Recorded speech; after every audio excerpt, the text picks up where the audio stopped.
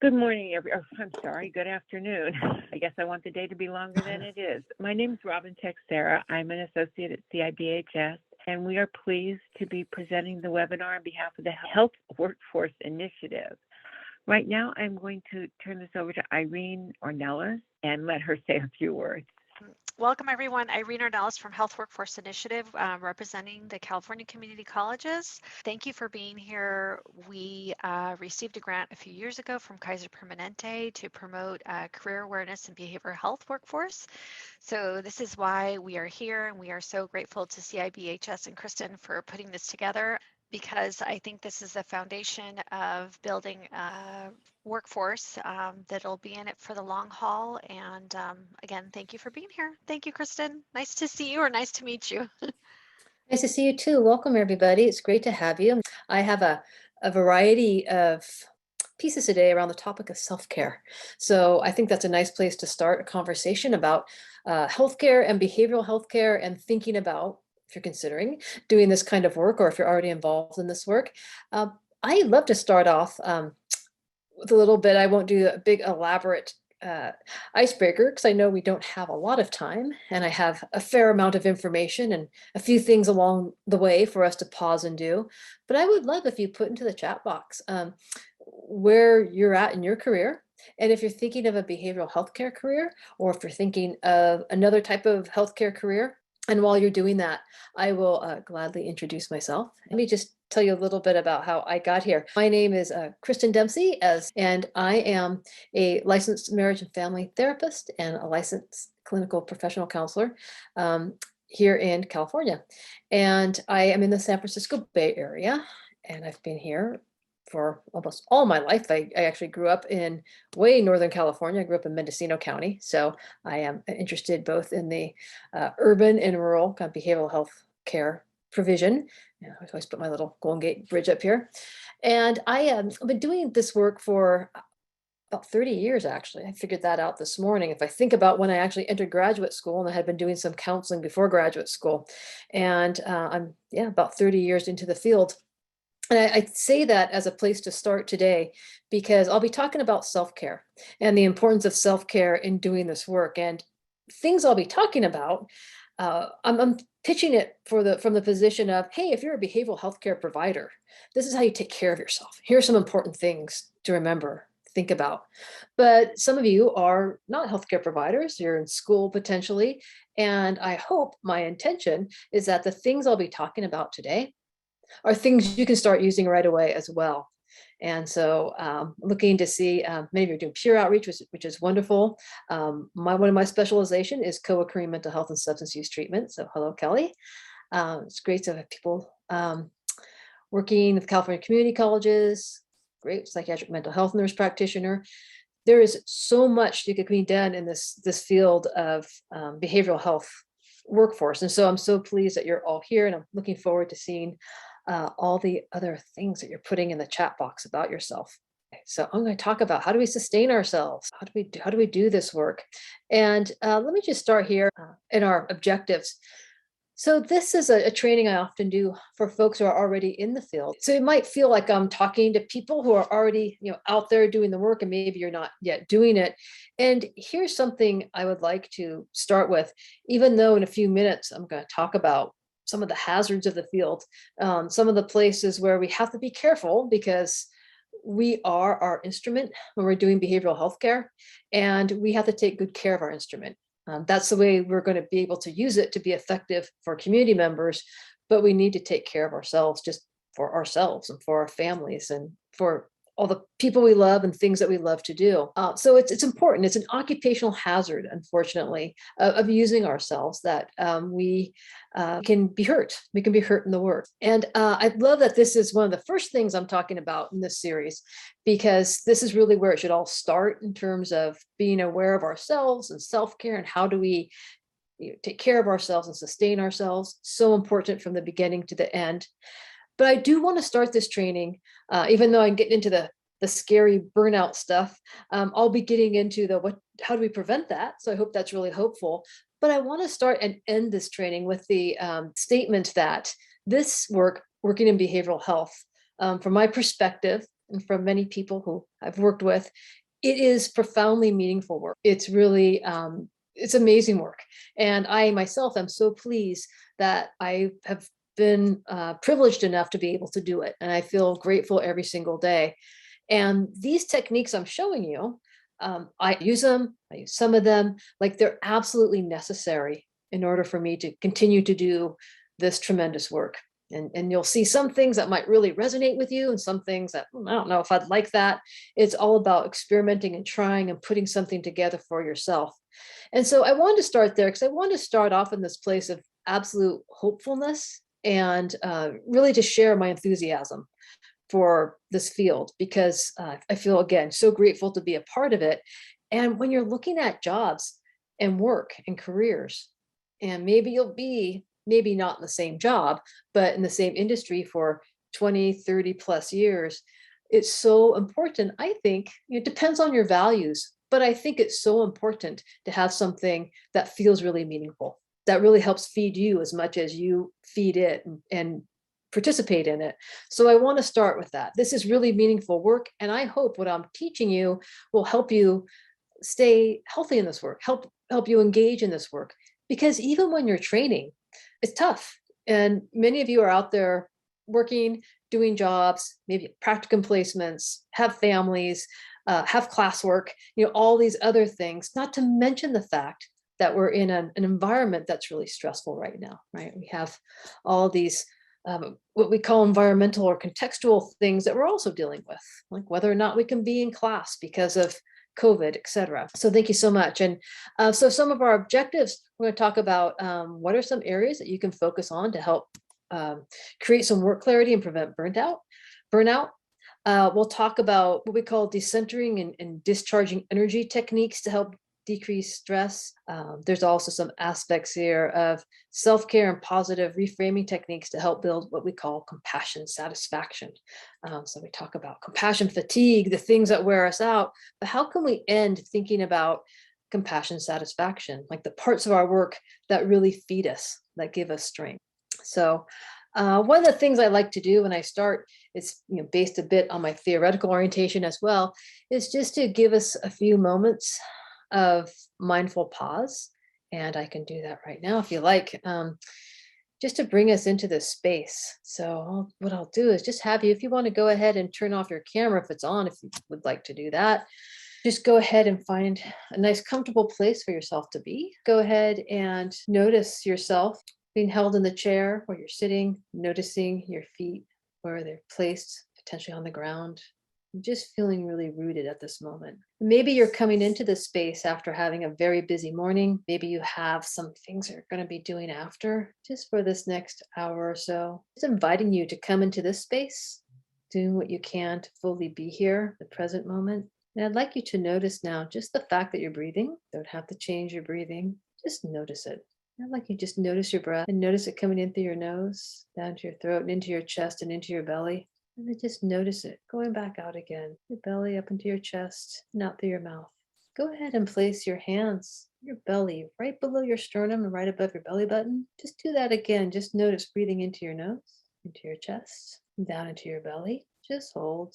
Slowly breathe out through your lips. Go ahead and breathe deeply into your belly just a couple more times, just noticing your breath, just coming in to your nose, to your chest, and down into your belly. Your mind begins to wander, just go ahead and bring it back to your breath. Just continuing to breathe. Now, gradually, go ahead and bring your attention back to just your breath as you breathe normally as you might during a regular day. And just notice your breath any different now than when you first started. Just noticing without judgment, just with curiosity, becoming aware of yourself, being held in your chair, feet firmly rooted into the ground. When you're ready, just go ahead and come on back and open your eyes, turn on your camera, come back into our space. You might have noticed, I certainly noticed myself, that just pausing for the mindfulness just slows everything down. And it just brings us and settles us, brings us into a certain amount of calm and there's so many ways of being mindful. And being mindful is about being in the present moment, noticing on what's around us, being open, letting go of judgment. It's such an important part of our wellness, such an important part of what we can do when we're in an environment of stress or intensity, just bringing us into our own mindful space. And as I move on, please feel free to add any comments in the comment box. You can always raise your hand as I'm talking today if there's any questions or concerns or thoughts. And thank you for participating in the mindfulness moment. No, we haven't had a last meeting. Sometimes I have people I've seen over a number of different meetings. But one thing, thank you, Deb. Yeah, Debbie. One thing I'd like you to think about for today and for our next hour or so together is what's something you need or something that's even intention for today, for this little spot today. And there's a reason I'm asking you about intention, which will become clear soon. Just being able to be aware, even for yourself. You can feel free to share it if you like in the chat box. If you'd like to think about, yeah, what's something I'd like to get out of this? What's something I really am feeling like I'm needing? Where would I like to place my focus? You can feel free to share that. Jasmine, you have a great comment too in the chat box about how nice it is sometimes to be the one being led in a mindfulness practice as opposed to the one doing it. And even very, very short, Dallas is pointing out, even very short mindfulness practices, even for a provider to participate in, can make a huge difference in being able to move our energy and allowing us to center. It can be a real life saver and a life sustainer. Thank you for the comments. So as you're thinking about what you would like to get out today or what we need, I'm going to move into a little bit about how important this is, especially because what we're trying to do is we're trying to take good care of ourselves because we're at risk. I'll start with the risky part first, and then I'll get into the good stuff about what we can do about it. And the risky part is really this idea of wanting to prevent burnout. We hear about burnout. It's really used a lot. It's a really common kind of term. And what does it actually mean? And I collected some ideas of burnout specifically for behavioral health providers. You can burn out in any job at any time. Right? That sense of fatigue. So let me just start and see if any of these resonate with you. I like to let people know, so I'm not beating around the bush about what we need to be looking out for and how to take care of ourselves. Because sometimes these things can really sneak up and we don't necessarily notice that, oh, I need a rest until we start doing some of these things. And then it's, where am I here? Do I need some care? And it's helpful to have some of these practices that we do early on to help prevent burnout. It's like any other illness. We want to get ahead of it if we can. All right. So Nora, thank you so much about you really thinking about ideas around self-care. Really appreciate like all that you're doing, and you're in the absolute right place. And Kelly, another piece I'll say before I get into burnout here, in particular, is like with mindfulness and very simple mindfulness practice, you really just need a couple of minutes. I used to work with a doctor that every hour on the hour between his clients, and he was very, very busy between his patients, he would just stop and do mindful breathing just like we did for like a minute.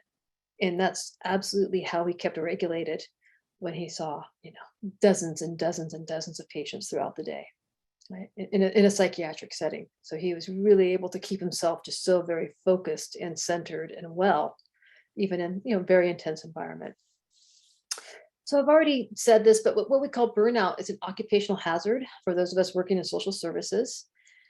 We often can experience it as emotional exhaustion, fatigue, and overload. And I hate to say this, but looking at my Twitter feed, a lot of people in my field, either as counselors, and also I'm looking at counseling educators, because I teach as well, are speaking of burnout. There's a lot of memes circulating about burnout.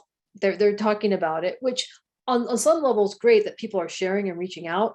And I hope individuals also have some individual, maybe collective experiences of how to work on that besides posting about it on Twitter, because it's one thing to share, but then what are we doing to take care of ourselves? And I guess I mentioned this because it's out there. I probably shouldn't be surprised, but it's surprising sometimes how much is out in the environment. And again, I think we're in a unique context where we're experiencing a lot at this moment. And the thing is, we all go there, we all get tired. There's all times when we're burning the candle at both ends. Things can go up. We have losses, things occur in our environment, just our own health. I mean, just random things will occur. But the problem is when it becomes unchecked. And sometimes it can be really sneaky. Like we're not even necessarily sure how burned out we are until we start to notice, or maybe someone starts noticing for us, some non-empathic detachment from folks, that where we can show up as callous, hostile, or uncaring.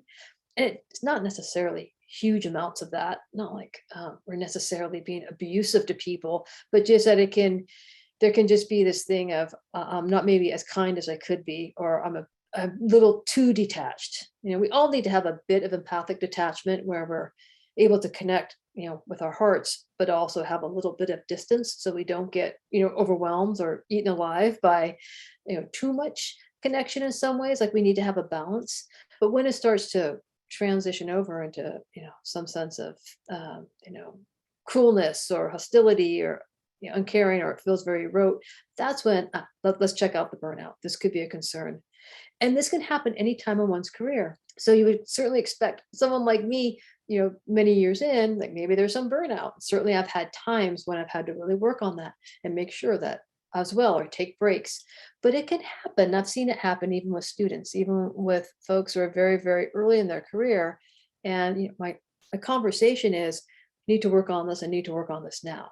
It's a really important piece to make sure that people stay well.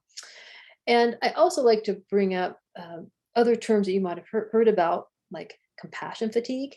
And that's the emotional or physical exhaustion that results in our inability or decrease in our ability to be empathic or care for others. And then we can also have vicarious traumatization, where it's the buildup, it's the negative emotional effects on us. And I say therapists, but it could be any behavioral health provider, or really any healthcare provider, that results from empathically engaging with someone's trauma material. And I think this is going beyond behavioral health providers, to be sure. We think of ourselves as being particularly exposed because we're hearing people's stories. And yet we also know there are many, many healthcare providers in all walks of healthcare fields who engage empathically with the folks and who can potentially have vicarious traumatization, especially now. And there's something I often share. I did this original version of this a few years ago, and I've been updating it throughout the pandemic. But something that's certainly coming up right now is a concept around shared trauma. Now, we have a lot of shared trauma because we have people who are, for instance, exposed to COVID, who are exposed to the difficulties of COVID, and other, again, environmental pieces. I have colleagues who work in Northern California, or anywhere in California. My particular contacts are up here in Northern California, who've been in burn communities, and they're working with clients and patients, and their own homes are burned, right? And so it's like the collective trauma of environmental disasters or a pandemic. It's called shared trauma. And how do we manage and contribute to this field when we're really all in it? It does create a great sense of empathic connection on some level, but this is very hard because we're also taking care of some very similar issues. I have a list here of compassion fatigue resources. You can get the copy of the slide deck. You can check into that. It's actually a Canadian list of all kinds of resources and readings and just basic videos and supports around compassion fatigue, if that's something you're particularly interested in or would like to learn more about or teach about. So what are some causes? Well, there's a number of causes of burnout. There can certainly just be like this emotional fatigue, and I'll be going to solutions soon, but that's clearly happens when we have so much exposure, not able to take breaks or not taking breaks. We do become emotionally exhausted.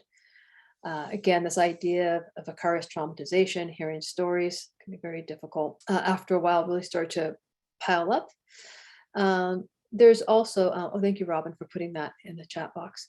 There's also what we call client transference. And what that means, I received this resource from a behavioral health provider, is that's the stuff that our clients or patients kind of put on us. Either they're idolizing us or they're not idolizing us. Sometimes it can be critical as well.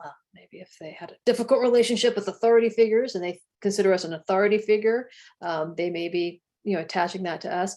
And that's really hard to walk around with because we can't control that. It occurs and we are responding to it in a professional kind of way. But that can be exhausting, especially if there's a lot of that. And again, these are concerns I have been particularly aware of in the current era with COVID and folks coming in for treatments.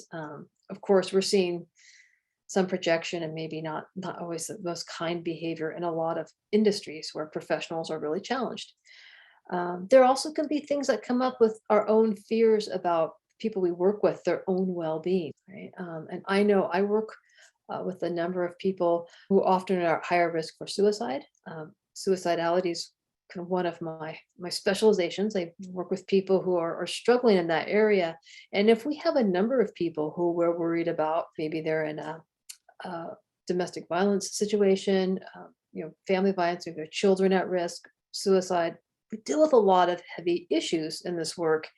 And that can really impact us as well. Sometimes too, we have cause of burnout because we're not really tuned into what's going on for ourselves. And I believe in and really try to train and practice a certain amount of like process-based kinds of work where I'm aware of what's going on in the room with me and the people I serve. But I also try to be aware of what's going on with me on a regular basis and trying to notice places where I'm having, maybe thoughts that are unhelpful or pains in my body or, other things that are showing up, emotional stuff, how it's showing up. And I want to connect to it, even if it's uncomfortable or not helpful, because those are my warning signs. Those are the markers of I might need to do something to help myself this moment. And then, of course, another thing that potentially can cause burnout is when we're feeling helpless or feeling ineffective. And there's a lot we can do to help prevent all of these things. And clearly, many of these things can be helped with being in community. I think with helplessness and feeling ineffective, it's very helpful to have a community of providers or other folks around who can give us a sense of perspective. Often with helplessness, feeling ineffective, and maybe even to some degree the distraction from oneself, like we get really caught up in our own work. Again, we're using ourselves as our instrument. So I can't always see myself and see where I'm being effective or I'm not sometimes. And it's very helpful to have that feedback. But again, if I'm isolated, this is happening a lot for providers right now too, doing therapy on Zoom. I have like 3 or 4 meetings today, 3 or 4 sessions on Zoom entirely. And that's very different than when I'm working in the office and I can talk to my other colleagues and get some perspective on my effectiveness. Right? So these are all things that don't feel so great, right? That really wear us out. Fortunately, I'm going to have some solutions here in a minute, but we'll just get started with this as a place of this is what we're looking at. Always being on as a provider, and this is something those of you who work in the field know. And as students, if you're thinking about this job, just be aware of that when we do this work, we have to figure out ways of punching in and punching out. Even when we physically do it at a job, maybe, although many of us don't, have to think about, okay, there's a time when I turn things off and step away. So for instance, I'm in my home office right now. And when I'm done today at 6:00, this all gets turned off and I don't spend really time in this room. Very, very intentionally. Like this is the office. I am leaving. I am off duty. And I have different phones that I work on. Like the office phone goes away for a while and the other cell phone comes out, right? Just this way of being able to very specifically, turn the in and out sign around. But it's hard, because I have neighbors. Sometimes I step out and they bum rush me. They know I'm a therapist and we talk and I love my neighbors. I want to support them. But so it takes some work sometimes not to always be on as a provider, because even if we're trying to turn off, it's creating those boundaries to help others recognize when we're off duty as well. We sometimes worry about if we're doing the job well enough. Again, that's where keeping in community can be really helpful around that, so we can gain some perspective. And then I think this one's a really interesting idea, and it certainly can show up, this idea of grandiosity, of sometimes called the God syndrome, where I have this idea that I'm going to fix situations, I'm going to fix people, and that is a tremendous source of burnout. So I'm so interested in some of your thoughts about this. Thank you, Jasmine. I'm going to respond to your thought. But if any of you have ideas about this, can you resonate with some of these things? Just to let you know, spoiler alert, I guess, I'll be teaching next time motivational interviewing as a skill set. And I spend most of my week teaching about MI, and I love MI. And the reason I love it is because it helps us have skills that allow us to be empathically connected with people, but not to get caught up in some of this God syndrome stuff, to really understand our role as facilitator, not fixer. And that right there, personally speaking from my own experience, has helped keep me from completely burning out over the years. So I look forward to sharing some of those techniques that help with this. Yes. And so Jasmine, you're absolutely right. And that is something that is a true struggle. And I've heard people recommend this if you're in a small space. I feel privileged to have a separate room that I can work in. But what if you don't? Like, what if you're in a dorm room or a small studio? I've heard people recommend this, and I've had my own clients practice this, is like create some sort of demarcation, like even if it's a tablecloth or a beach blanket or something, and laying it out, and like that's where everything kind of gets placed when you're working. And then when you're done, it might not be totally reconfiguring the room, but just taking the workspace and rolling it up and putting it away, which I know sounds silly, but there's something actually very important and symbolic about, I'm going to lay this out. Now I'm working. Now I'm done studying and working. I'm going to roll it back up and put it back away. It's just a place of turning off. I have a friend who is working at home, like many of us. I feel very fortunate to be able to work at home. I live with a first responder, so I so respect all of us who, and many on this call, who have been working the last 2 years out in the field. But my friend is at home. At the end of the day, she will actually change her clothes and do all kinds of different things in the room. The inability to be able to step back a lot, because just the number of people, the unfortunate cultural situation we have too at this moment of how sometimes people on COVID units relate to the people who are there to help them. The understanding of science and healthcare at this particular moment, at times have been really difficult and not something we've been used to. Right? Because I think historically, not always, of course, but historically, I think we've been in a position where people recognize what we're doing to really help them. So thank you again so much for all the work you're doing. It's like so appreciated. Yes, and Alice, I appreciate that too, of just finding a place that that feels good to be in. If you have that opportunity to be in the sun or to be in a certain workspace, even the littlest things right now can be important. And so another thing I'd like to add here for behavioral health providers in general, but certainly this is for all of us really, because I have so many people, and I do this too, where it's like, yeah, well, I know I got to do self-care, but I have all these other things I have to do. I have to, of course, make sure I show up, and I have to make sure I'm holding my hours, and I'm doing my documentation, and I'm doing whatever things I have to do to meet administrative requirements. Okay, got all this. And so the way we're trying to really frame this is, let's think about self-care as an ethical practice, as just because we're ethical people and we report the things we have to report, we comply with the administrative things we have to comply with, like we have all these ways of being ethical in our work. Taking care of ourselves is also an ethical duty, if you will, because if we don't, like, it does impact our work and it impacts our community. We're less attuned. We can't do our work as well. And part of this is we need to monitor our stress and build in routine. And I'm really big about this. We don't have to think of self-care as something huge. It can be the smallest thing, but we're always doing something. Every day there might be something we're doing for self-care. And it doesn't have to be the spa visits and the, chocolate dipped strawberries, or, all these things that seem really special. I mean, that's great, but, it might feel like I can't do that every day. But maybe I do, have one show that I watch, or maybe I do just sit outside in the sun for 20 minutes. Like, all of that is good. It is important then to establish work boundaries to the best of our abilities, to create some sort of supportive community, find ways where maybe we can have some flexibility. And then, and that could be around shifts, it could be around how we do something, could be around process, and also self-compassion, practice self-compassion. I have a little bit about that later on. I always have too much stuff that for me to share, way more stuff to share than I ever have time to get into. So I have a number of things here I'd like you to see and be aware of.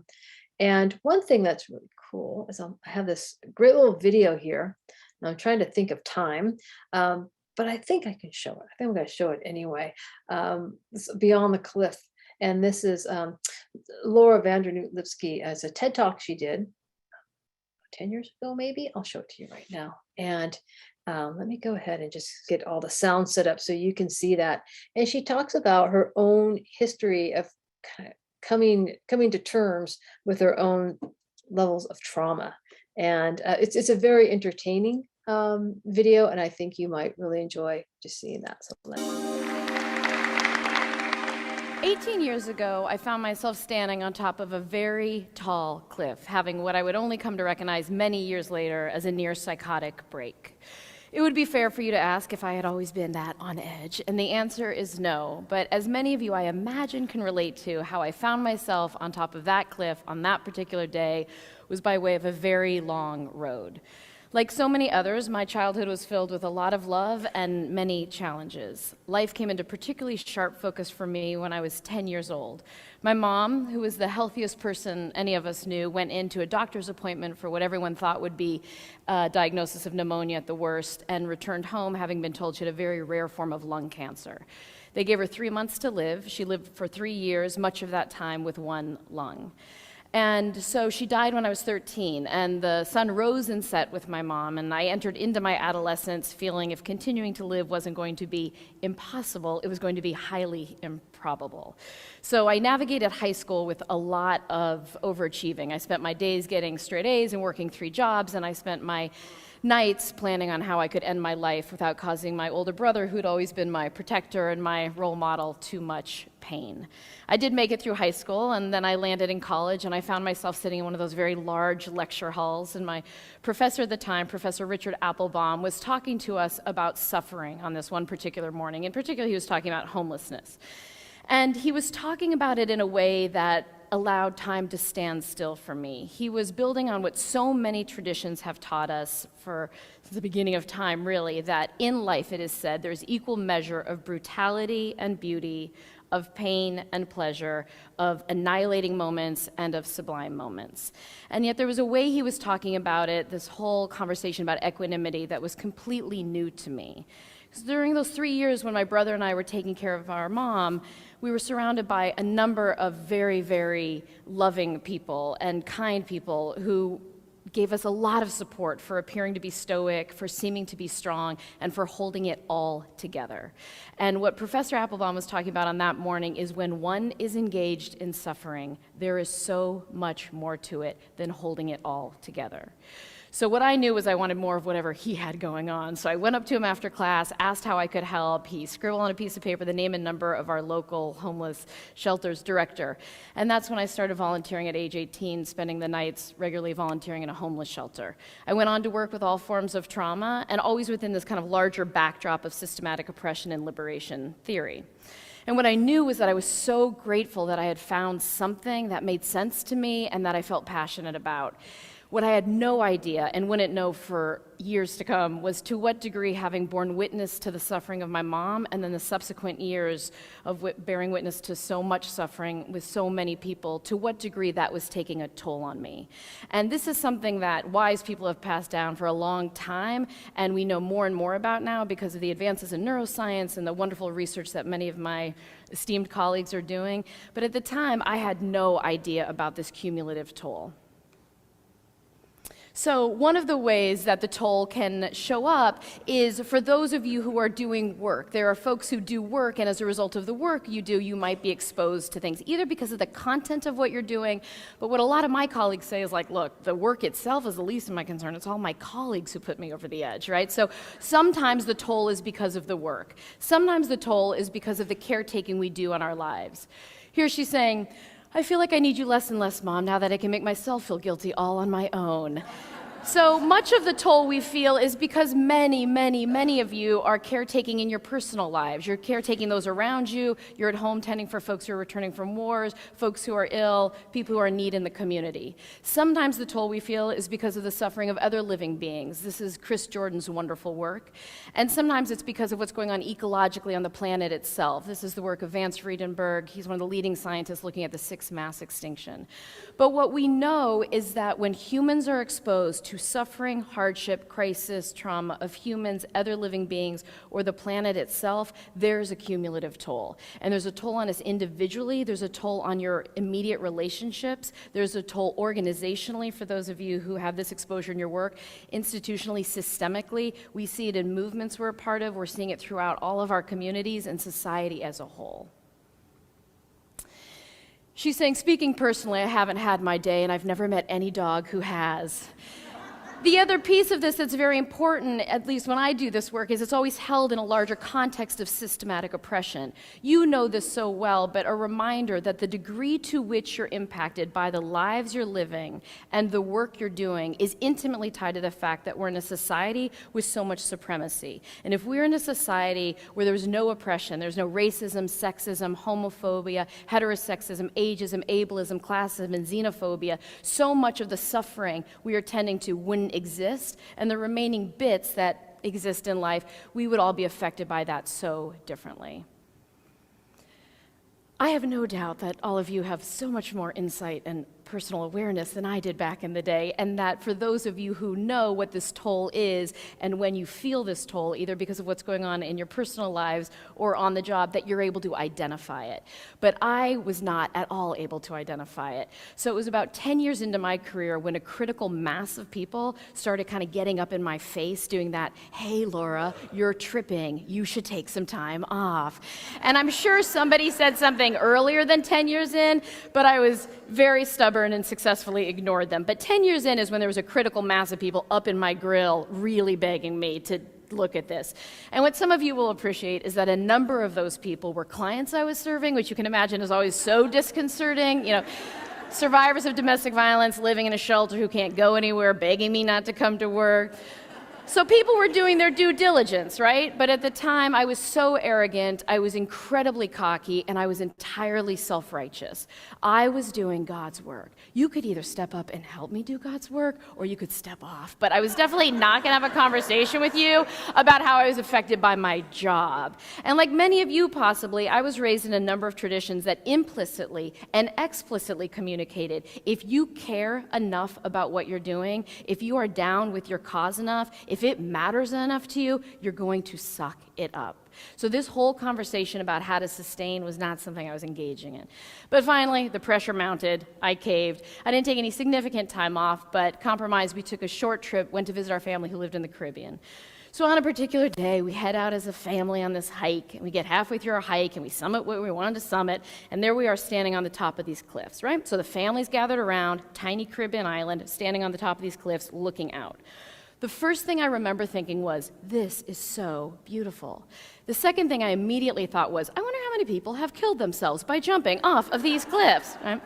And at the time, I worked at Harborview Hospital, which you know is the level 1 trauma center for the whole Northwest. So it wasn't my own suicidality at play anymore. It was because of the years of bearing witness to other suffering that naturally, instinctually, one starts triaging, of course, right? So you start thinking, where would the helicopter land? Does the helicopter land on the cliff, and would you belay down to the person on the beach? Would the helicopter actually land on the beach? Is there a level 1 trauma center in the Caribbean, you ask yourself? Do they fly you to Miami? Would they stop you in customs? You know, you kind of go through the whole thing, right?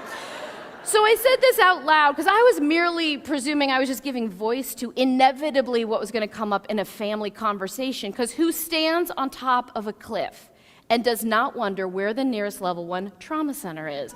But apparently in my family, nobody was thinking that. So it got even quieter than it had been, really long, very uncomfortable pause happened, and ultimately it was my stepfather-in-law who said, "Are you sure all this trauma work hasn't gotten to you?" And honestly, this was the first moment I had any insight into, check it out. There are people who can go on a hike and not wonder where the nearest level 1 trauma center is. But I'll tell you, it wasn't me, it wasn't anybody I was hanging out with, right? Because one of the things about this toll is it's slow moving. It is very hard to gauge over time, individually and collectively, if we are being affected by what we're exposed to. And also what happens is we get very isolated. So this was one of those moments that maybe you've had where kind of everything starts flooding in, right? And then I was like, oh, well, if this is the case, maybe it's also the case that there's people who still date out there in the world, and those people who date aren't doing background checks on everybody they date, right? Maybe there's people who can go to a playground. It's just a lovely place for children. You're not worried about like head injuries or Amber Alerts, right? So, but this is what happens, that over time, what you're exposed to affects your entire worldview. There's so many ways that we can be affected individually and collectively by exposure to vicarious trauma, compassion fatigue, secondary trauma. Many people call it many different things. But this exposure affects all of us so differently. What I have found through the privilege of getting to work with everyone from zookeepers to judges, school teachers to nurses, ecologists to activists, is that it is breathtaking, the commonalities of how one is affected, right?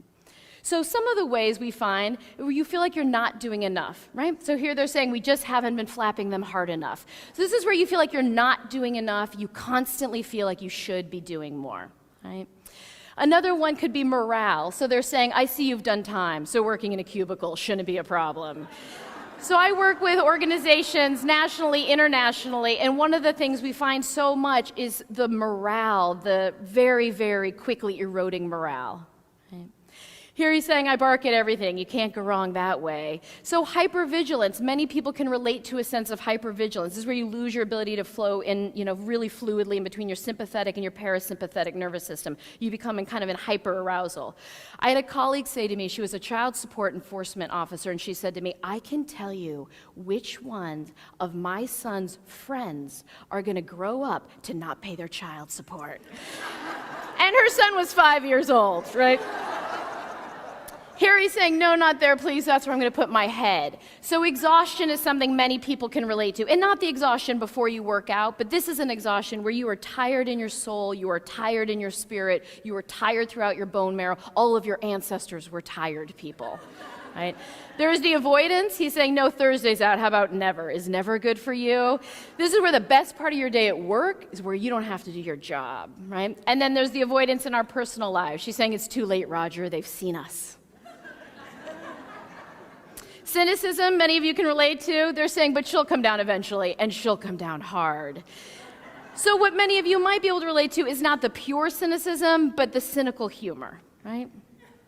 And then anger and rage. He's saying it's a new antidepressant. Instead of swallowing it, you throw it at anyone who appears to be having a good time. And here he's saying, I can cure your back problem, but there's a risk you'll be left with nothing to talk about.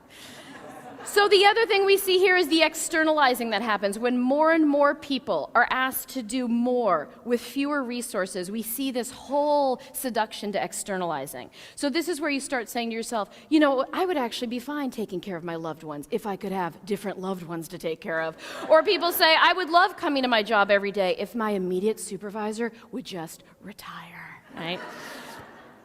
And then there's blind spots that we have. So one of the things that we notice a lot that people have is blind spots. I'll share the story to illustrate it. This is a water bottle. It says the Oregon Coalition Against Domestic and Sexual Violence.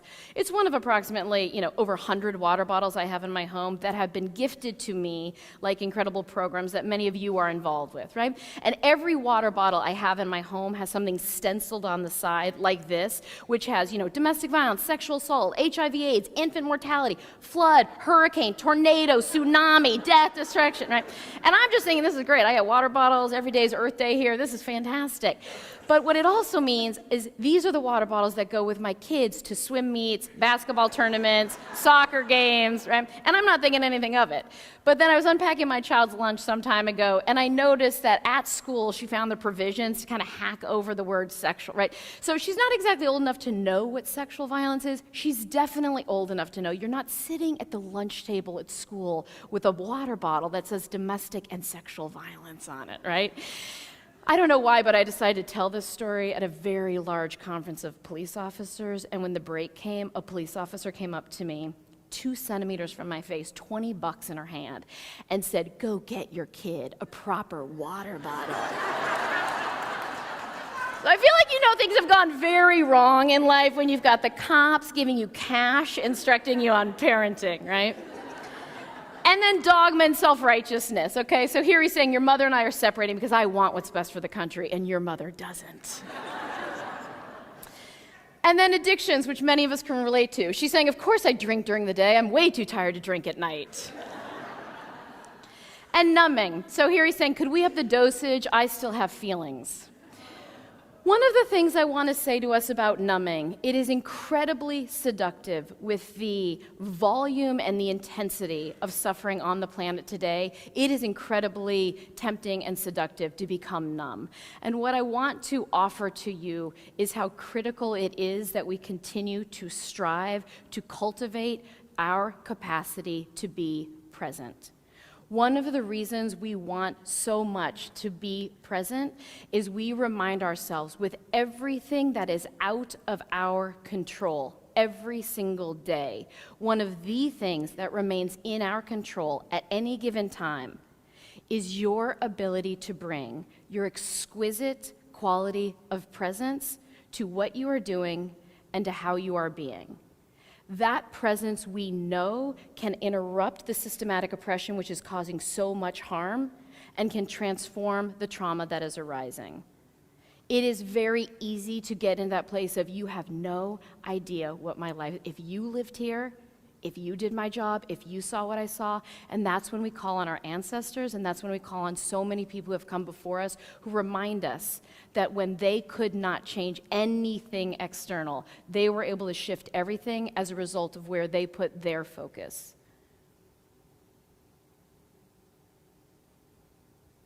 And again, I don't know any of you personally, but the assumption I'm going to make is none of us would go up against any of these folks, right? We're not going to, oh, Desmond, I know things got rough for you in South Africa, what with apartheid and all, but here in Washington State, we got a few things going on, right? Here he's saying, this is the barn where we keep our feelings. If a feeling comes to you, bring it here and lock it up. The other reason I want to bring us back to presence is I want to remind you that while I know we have so many different life circumstances, I believe we have a shared ethic of doing no harm. If you are numb, you will not be able to gauge whether or not you're doing harm. And if we believe in what Chief Sealth talks about with the web of life, or what Martin Luther King talked about with the single garment of destiny, you all know so well that there are so many parts of this web that are profoundly compromised. And many of you are bringing heart and soul to tremendous sacrifice to tend to parts of this web that are compromised. If the way you're doing that out there means in any way you are neglecting your immediate part of the web, cutting off circulation to your immediate part of the web, lighting your immediate part of the web on fire, it is not ethical practice, it's not integrity-based practice, it's not sustainable. The other piece with numbing out, and what we've learned from so many people who've come before us and in so many traditions, is you don't get to selectively numb. So if you're going to numb out your sorrow, you're also going to numb out any possible happiness you can have. If you are going to numb out the heartbreak, you're going to numb out any ability to survive, noticing what is beautiful. And the other thing is your mind and body and spirit will keep trying to bring itself back to a full range of feelings of that whole equanimity and that spaciousness. Which means that's why, you can work on coalition after coalition of peace building, and then you get in the lunch line or on the freeway and you don't let anybody merge in front of you, right? And we defend that. We say how I conduct myself on that freeway or when I'm getting my food at lunch has nothing to do with the other work I'm doing. Howard Thurman reminds us, don't ask yourself what the world needs. Ask yourself what makes you come alive, and then go and do that, because what the world needs is people who have come alive. So we remember that with the magnitude of suffering at play on the planet right now, we are in desperate need of folks who have the wherewithal and who have the courage to be present. We know from that place of presence, it is possible to aspire to do no harm.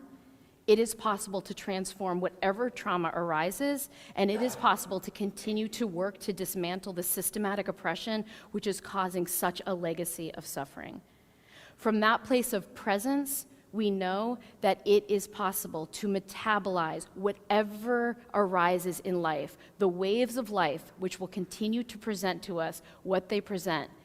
There is a way to metabolize that and integrate it so that over time you find that it contributes to your awakening.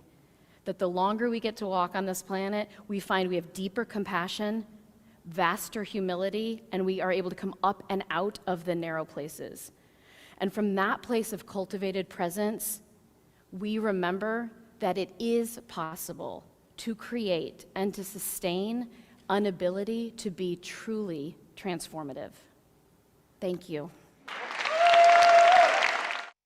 Okay, I'd love to hear folks' feedback around that. So Laura Vandernoot Lipsky, she has authored the Trauma Stewardship Program. Some of you might be familiar with that. So in addition to just being kind of a leader around helping people understand the impact of this work on us and how to really think systemically about what do we need to do to take care of ourselves.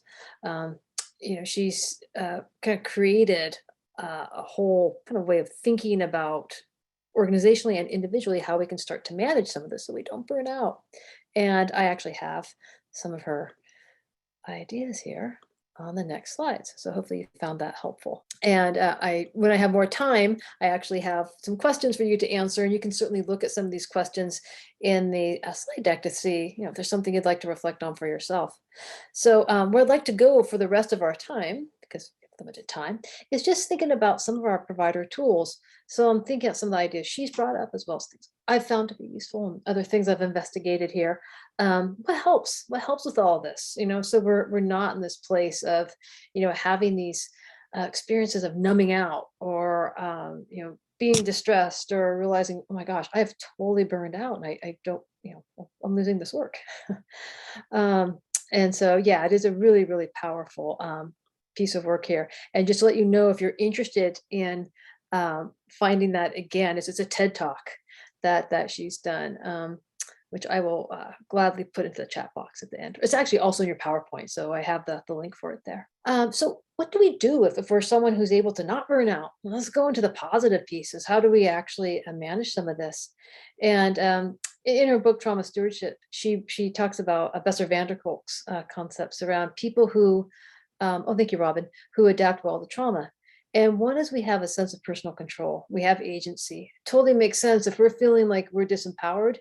She talks about that in the video too, right? About everything's so externalized. It's not me. I love my job. If my boss would just leave, like that isn't going to help. We don't have control over those things.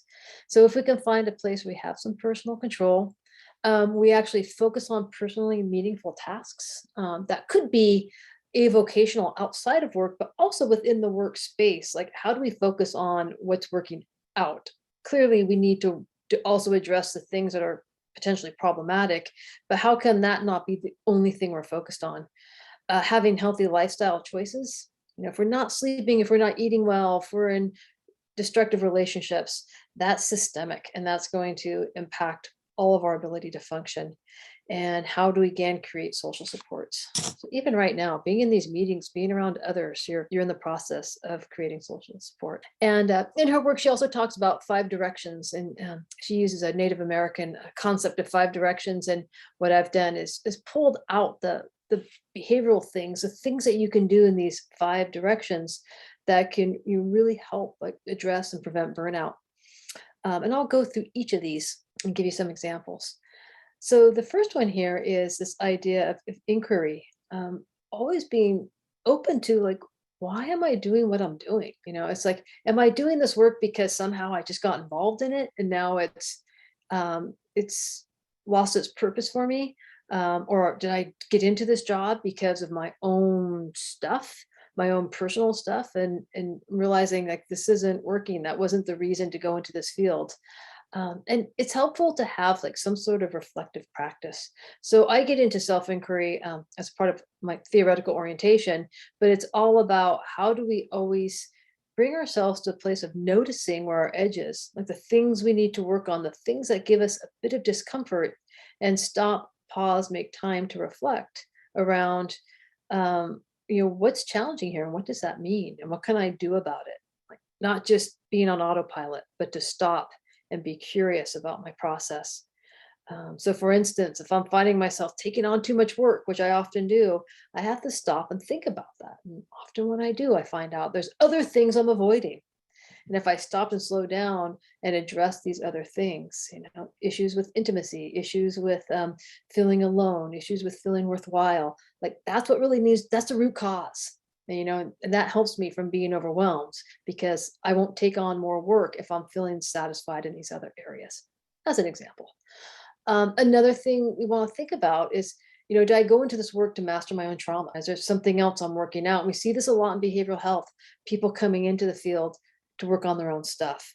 And to some degree, that's always fine, but there's a boundary there. There's a place where we need to also be working on our stuff outside of work. Right, getting our own therapy, doing our own process, making sure that we're safe to be working, for instance. So that's important. And in addition to why am I doing what I'm doing, I have to sometimes ask, is this working for me? And there's times when this work just doesn't work for us, maybe because of other things we have going on in our life, maybe because of other priorities or interests that we have. So those are two important questions to ask. And then we also talk about focus and talked about this a little bit. She did before as well. If I only focus on the negative things, I'm going to feel badly. If my job does also give me some sense of reward, can I spend some more time focusing on that? I know sometimes if I have particularly demanding individuals in my life and in my work, and we all do this, because it gets us triggered in certain ways, but I need to also not let that take me down a path of thinking that's what everyone I'm working with is like. It's all kinds of relationships that I have that are really rewarding, making sure I'm spending some time focusing on that. Because every time I choose a focus, I'm choosing a direction. And I can also refocus. If I find myself focusing on something that's not helpful, I can always shift. And if I find myself feeling really helpless, can I think of a different perspective that allows me to reframe the situation? Can I think of, if I'm feeling really stuck, what are my resources to help me get unstuck? Sometimes it's just a recognition that just being in the stuckness is part of the solution. There also could be a plan B. Maybe I'm just not being very creative, or I'm stuck, or I'm spinning in circles because I'm only doing one solution to an issue. And maybe I have to ask for help. Maybe I have to change a process. I've mentioned this before, but how can we start to think about creating a community and building compassion? So having compassion, including self-compassion, is important for this work. And compassion is really that desire to reduce the suffering of others. Also the idea of understanding or trying to make an attempt to understand others' worldview by taking on their perspective. What do they need? What's it like being in other people's shoes? And that perspective taking can really help reduce some of the ongoing stress and annoyance and irritation. But if we can also have a microculture of supportive family and friends that give us encouragement and hold us accountable. A community can help us reconcile the things that are challenging, help make sense of them. They can help us build resilience through skills and support. They can also help hold us accountable. Maybe sometimes we make a mistake or we're not taking care of ourselves. They can make sure that we do that. And then there's finding balance. So even in the most hectic environment, we need to find some daily balance. It might be a daily vacation, and that might be like just taking your break. That vacation being your 15-minute break and actually doing this. one of you had put in the chat box that about this idea of motivational interviewing as a way of being able to work with less stress. And myself and my colleagues who I do motivational interviewing training with, we did a podcast series last summer called, what happened to the lunch break? What happened to the smoke break? That was it. Because it's not like we want people to be smoking, but it wasn't uncommon, a number of years ago, for people to actually take their breaks. And we've gradually moved away from breaks or eating lunch, or even for those of us who are doing behavioral health, even moving around. We get stuck in chairs, finding a moment to relax, or even just doing our little mindfulness practice that we did and being present. That's also part of mindfulness. We really want to help people find ways of moving energy, detoxing, cleansing, being able to put burdens down, like to put things away, to leave for the day, to practice breathing, all the things that we just did. Started off the day with. Those are really important, balancing, energy moving kinds of activities. And then there's gratitudes. I always have people do gratitude lists. I think they're so helpful, which is thinking every day, what's something that you're really grateful for, even when something's really terrible and difficult, with something that you just feel this immense kind of gratitude around. It really helps change mindset. And in fact, feel free to put some of that in the chat box if there's something grateful you'd like to share right now. And then this daily practice of centering ourselves. So I asked you earlier about intention. That's actually a centering practice. And every day that we're able to practice, like, okay, what's my goal for today? What's something I care about? And intention's a little bit more general than an actual goal. Sometimes it's more of just, how do I want to be today? What value might I want to be living toward today? So maybe my intention for today is to be more open. Maybe my intention is to be more present. It can be more specific as well, but that is a nice way to help prevent burnout, because you're starting to incorporate values into your daily work, and it makes your work more meaningful than just the daily tasks we have to do. Cultivating mindfulness, and we talked about the mindfulness before, can be done in seconds. You can do what my doctor friend did, every hour on the hour, just noticing his breath like we did earlier. It could just be stopping and using your 5 senses, noticing right now, what are some things I can see, some things I can smell, some things I can touch. It just pulls you into the moment. And if we've been ruminating, or our head's been bouncing around, or we're thinking, or we're tired, or we're fatigued, it's just like right now, I'm noticing right now, I'm just in this space. I'm really taking a break from the stressful environment. Yes, thank you, Kelly. Grateful. It's Friday and having self-care plan for this. Wonderful. Yes, grateful to have. Oh, wonderful. I'd love to see some self-care. Okay. Love this place with cats. And again, I have some things for 5 directions you to take a chance to do that, and to, if you want to go back and look at how some of these show up for yourself. And I'm noticing it's so wonderful. We're getting the gratitudes populated here, and just noticing the ways that you're taking care of yourself. Give you another chance to do some self-care thought process in a minute. So it's wonderful to see the gratitudes coming in. Another thing I'd like to do, got time to do this, is I want to do another little visualization, actually, and calls it boundary visualization. I think this is very nice, especially if you're just starting in the field. I had an instructor many years ago teach me something like this, and I found it be so incredibly useful, which is, do you have a boundary that's like a visual or a felt sense of the boundary between yourself and others that you can just kind of put up when needed? And just go ahead and even imagine, if you like right now, you can close your eyes if you like. I want you just to imagine that there is a boundary between just yourself and the outside world. And this boundary is a very special boundary. It allows you to keep out the stuff that harms, but it allows the stuff that you want to feel and connect with to come in. You can take in energy that you need to take in, and you can send out energy that you need to send out. So it's permeable, it's breathable, it's live, but it also is strong as steel when it comes to keeping out stuff that might harm. And as I speak about this wonderful, live, energized boundary that's both fluid and flexible and protective, I want you just to imagine what that boundary looks like in your mind's eye. And I want you to imagine that boundary extending from the top of your head all the way down your body, head around your shoulders, around your arms and hands, your torso, around your legs, all the way down to your feet. And just notice what your powerful, but flexible boundary looks like. Is it a certain color? Is it a certain texture? Is it very firm? Is it very fluid? How does it feel around you? Just take a few breaths and just notice your very special boundary. And consider, as you're going through and doing this work, how you can get in contact with your boundary when you need it. There's times when it's nice just to be able to touch in and activate your boundary, just be able to have a sense of that. And to also know that boundaries might change as you go through your career. You might need different boundaries at different times. So so hopefully that you have some image that comes to mind. And I encourage you to share that. We'll share anything in the chat box or even talk about it. You may even had a boundary that's already come up. Yeah, boundaries are really wonderful.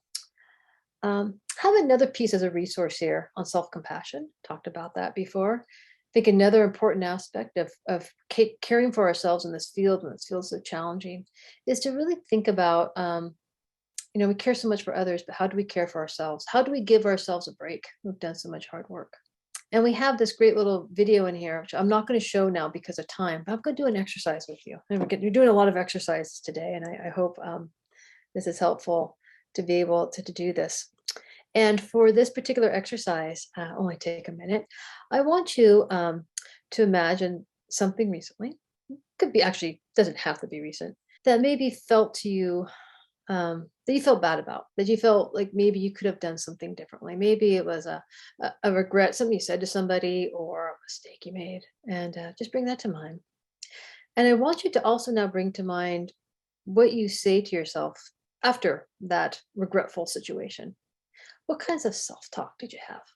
Now, I want you to imagine that a friend came to you and they did the exact same thing, exact same regret. It was theirs, not yours. And they told you about it. What would you say to your friend? And now I want you to think and just notice. Was there a difference between what you said to yourself and what you said to your friend? And just notice that, just about noticing. And if there's anything you'd like to say in response to that in the chat box, please feel free to bring that up. But sometimes just that little exercise can give us a bit of perspective sometimes on how we talk to ourselves and how we talk to others. Sometimes it's congruent, but I think for many of us, sometimes it isn't. And again, there's really wonderful resources out there. There's Jack Kornfield. There's Kristen Neff has a lot of really great resources. She spells her first name the way I spell it.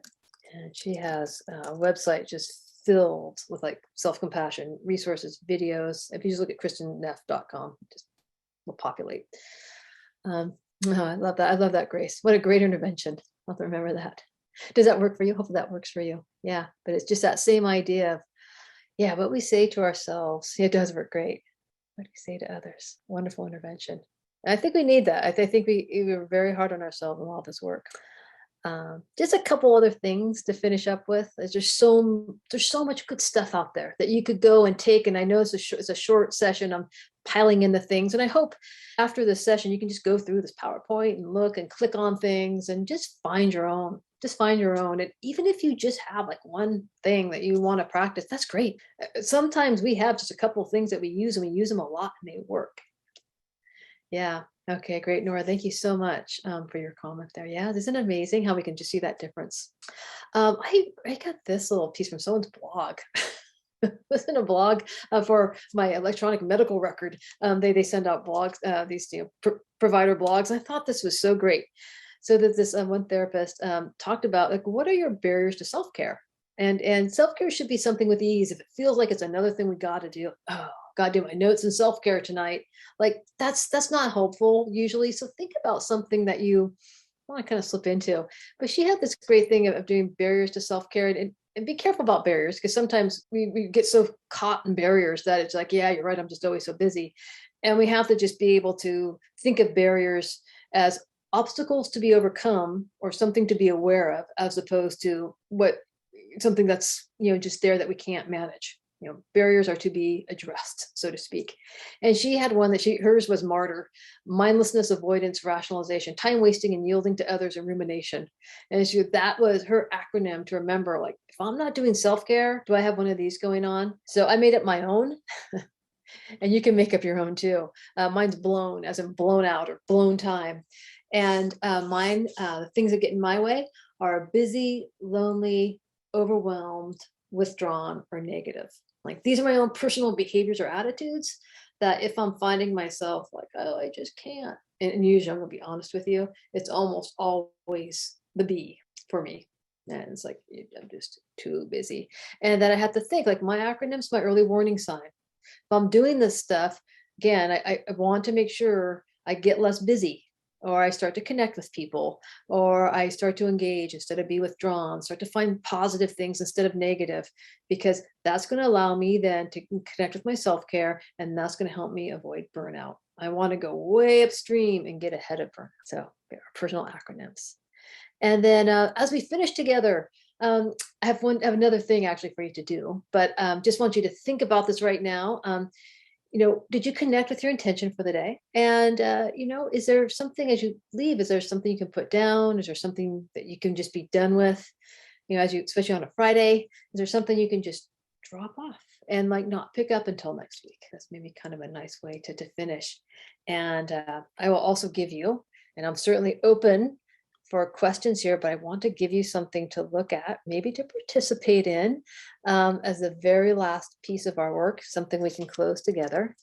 I am a very, very big fan of the Padlet, which is just a fancy pants Jamboard. But what I like to do is I like to give people an opportunity to check out, so to speak, by adding something that maybe could be their intention, could be something that you would like to do for yourself now that you're thinking about self-care. And I'm glad to take questions during this time as well. But let me just show this to you. So if you go to that link I put in the chat box, it'll bring you to this beautiful page.